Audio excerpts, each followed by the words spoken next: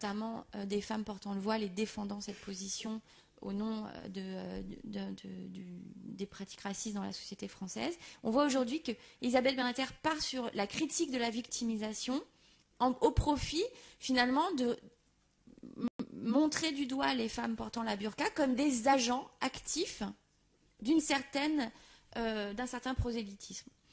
Et au cours de son audition devant la mission d'information parlementaire, Elisabeth Badinter va même jusqu'à considérer que ces femmes portant la burqa sont activement, je dirais, dangereuses. Alors, ce qui m'intéresse, c'est la façon dont elle va à la fois sortir du statut d'objet les femmes en question dont elle parle, et en même temps ne jamais leur donner un statut de sujet.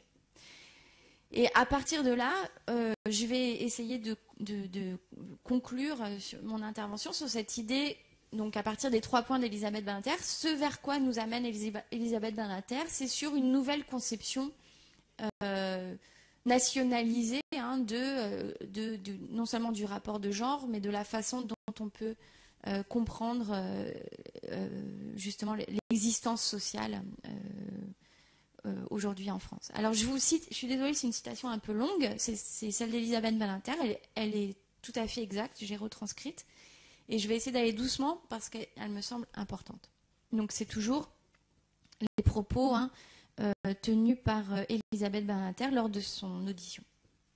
Donc le voile intégral symbolise le refus absolu d'entrer en contact avec l'autre, ou plus précisément le refus de la réciprocité. Donc c'est le dernier point sur l'égalité, c'est cette question de réciprocité. La femme au voile intégral, elle s'arroge le droit de me voir, mais me refuse le droit réciproque de la voir.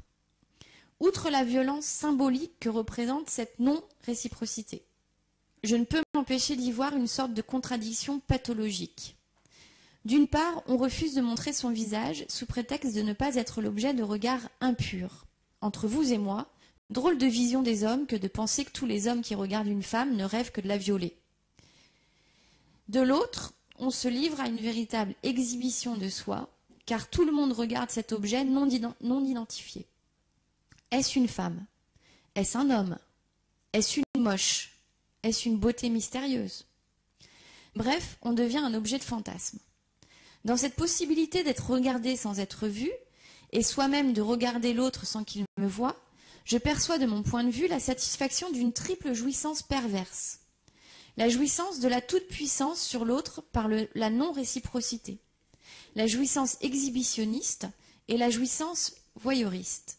Je pense que ce sont des femmes très malades, et je parle très sérieusement, et je ne crois pas que nous ayons à nous déterminer en fonction de la pathologie. Fin de citation. Alors, on en arrive, vous voyez, sur la question du consentement. En fait, on ne parle plus de femmes qui sont victimes d'eux. Cette fois-ci, il s'agit d'agents. Et de là, Elisabeth Badinter, on arrive au 3e point, c'est la question de la fraternité. Et cette fraternité, elle ne la fonde pas sur la question de l'égalité des sexes, l'égalité entre les hommes et les femmes, etc. Elle ne débat pas de ça, elle l'a déjà débattu sur l'égalité. Sur la question de la fraternité, ce qu'essaie de problématiser Elisabeth Badinter, c'est sur quel fondement fraternel peut-on construire des règles de vivre ensemble en France. Ce qui signifie en d'autres termes, quel est le principe de civilité que nous devons adopter ici et maintenant. Et c'est ça qui va m'intéresser, c'est-à-dire que toute la question de la réciprocité et de l'intersubjectivité dont parle Elisabeth Badinter, cette idée que les femmes portant la burqa commettent une violence parce qu'elles ne respectent pas ce jeu de la réciprocité qui est fondé sur l'idée que je peux regarder autrui dans les yeux.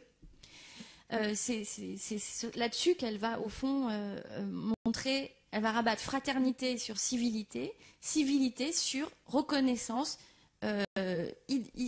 identification du visage de l'autre. Alors, effectivement, premier point, les femmes dont parle Elisabeth Badinter, les femmes en question qui portent le voile intégral, dit intégral selon ces termes, ne sont ni plus tout à fait objets, ni plus tout à fait sujets, Et elles font figure vraiment là de figure d'abjection, on ne peut pas le dire autrement. Hein. Elles sont définies comme perverses, malades, qu'elles ont des déterminations pathologiques. Bon, voilà. Donc de victimes, les femmes portant le voile intégral sont devenues des déviantes, des tordues, des perverses. Et c'est ainsi qu'elles passent du statut d'objet de la violence, ces femmes étaient objets de violence, au statut de, elles deviennent des sujets, des agents violents,